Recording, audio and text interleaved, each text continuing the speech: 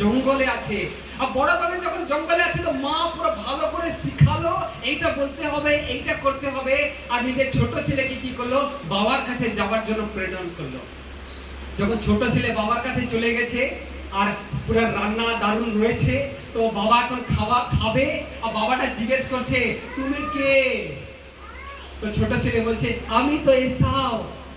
বাবা বলছে কি তোমাকে কি তাড়াতাড়ি শিকার পাওয়া গেল জঙ্গলে? তো ছোট ছেলে বলছে হ্যাঁ, ঈশ্বর তাড়াতাড়ি আমাকে কি করলেন, শিকার দিয়ে দিলেন। আমি কি করলাম, সেই শিকারকে তাড়াতাড়ি রান্না করে বাবা আপনার কাছে আমি নিয়ে এনেছি। তো বাবা কি করে, বড় ছেলের যে রোমটা আছে সব সময় সঙ্গে আর ছোঁয়াছুঁই করে, যেটা আমার বড় ছেলে আছে কিনা। সেই ছোট ছেলেকে বলছে তুমি পাশে আসো, আমি তোমাকে স্পর্শ করব, তুমি বড় না ছেলে আমি কনফার্ম করতে চাই। আর ছোট ছেলে কি করেছে, আগের দিকে হোল্ড করে রেখেছে। ছোট ছেলে বাবার কাছে চলে গেছে, বাবাটা ছুঁইল যখন, তখন বুঝতে পারছে যে রোম রোম পুরো শরীরে কি আছে, চুল রয়েছে। এটা অবশ্যই কি হবে, বড় ছেলে হবে। রান্না খাইলো, খাওয়ার পর হৃদয় থেকে যে কথাগুলি বাবা এখন বলবে সব কান উপরে এসে যাবে, ছোট ছেলের উপরে এসে যাবে। আর জাকুব সেখানে বললো বাবা আপনি খাওয়া দাওয়া তো করলেন, এখন আমাকে কি করুন, আশীর্বাদ দিয়ে দিন।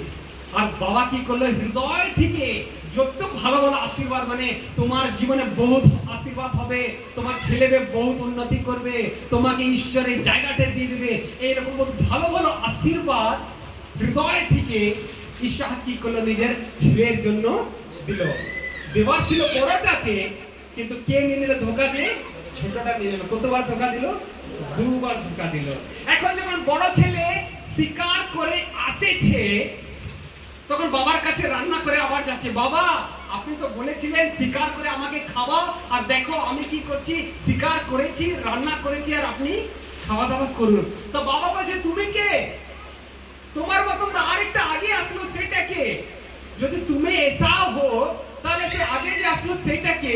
তো বড় দাদা জানতে পারলো যে আমার আশীর্বাদ দুবার আমার ভাই কি করেছে, ধোকা দিয়ে আমার থেকে নিয়ে নিয়েছে। এখন ছোট ওর মা জানতে পারলো, মা বলছে যে কি তুমি যদি ঘরে থাকবে তাহলে তোমার বড় দাদাটা মানে ক্রোধিত ব্যক্তি রয়েছে, আর সে ক্রোধে তোমাকে মেরে দিবে। এখন তোমাকে কি করতে হবে, তোমার মামা ঘর চলে যেতে হবে। হালেলুয়া, বুঝতে পারছেন? এখন এই জাকুবকে তাড়াতাড়ি মানে প্যাকিং করে দিল, খাবার দিয়ে দিল, কাপড় দিল, সব কিছু দিয়ে করে মামা ঘর পাঠাচ্ছে, যেন বড় ছেলেটা কি করে ছোট ছেলেকে যেন না মেরে দেয়। আর আমরা যে অংশটা পড়লাম সেই অংশটা জাকুবের আছে। জাকুব যখন যাচ্ছে, কত দূর এখন যাবে মামা ঘর, প্রায় 500 কিলোমিটার। সে এখন জানে না যে কোথায় কি আছে, কেমন আছে। তো একদিন যাই করে, হয়তো 2 দিন লাগলো, 3 দিন লাগলো, একটা জায়গাতে যাই করে কি করছে, রাত হয়ে গেল। সেখানে বললো যে আমি এই জায়গাতে কি করব, রাত্রিতে থাকবো।